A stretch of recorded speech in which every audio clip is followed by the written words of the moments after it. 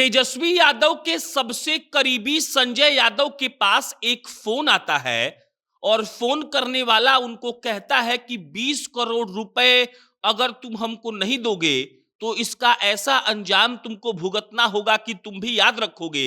और इसके बाद माहौल एकदम से बदल जाता है।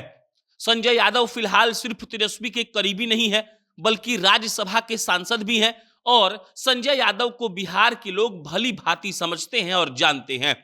तेजस्वी यादव के निजी सलाहकार कहे जाने वाले संजय यादव पर कई बार खबरें चलती रहती हैं। कहा जाता है कि तेजस्वी यादव को उन्होंने ही आगे बढ़ाया है।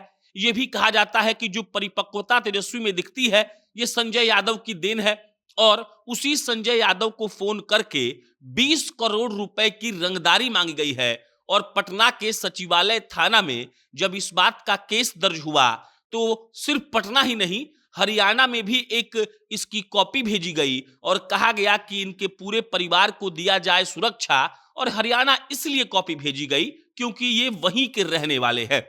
हम आपको पूरी बात बहुत अच्छे से बताएंगे लेकिन उससे पहले नमस्कार स्वीकार करिए। मेरा नाम प्रशांत राय है और ये वीडियो रोडवेज ऐप के द्वारा प्रायोजित है।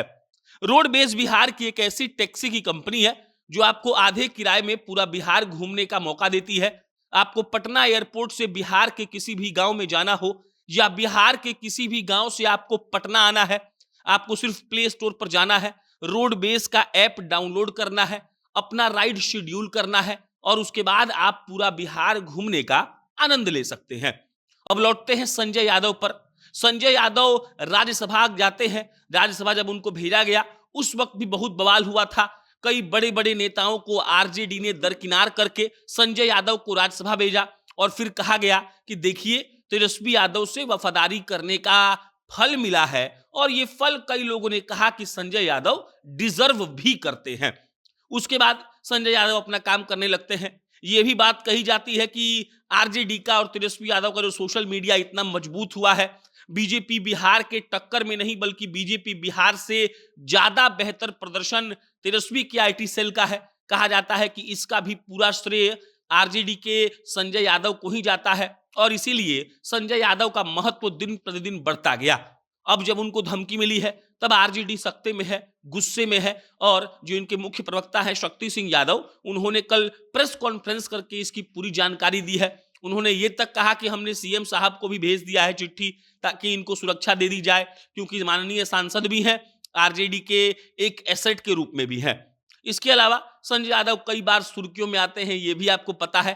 तेज प्रताप यादव वाला किस्सा भी आपको सुना होगा। उन्होंने आरोप लगाया था कि संजय यादव अपने भाई जो है तेज प्रताप और तेजस्वी, उनके बीच में अलगाव पैदा कर रहे हैं और उनके चलते यानी कि संजय यादव के चलते तेजस्वी और तेज प्रताप में बनती नहीं है।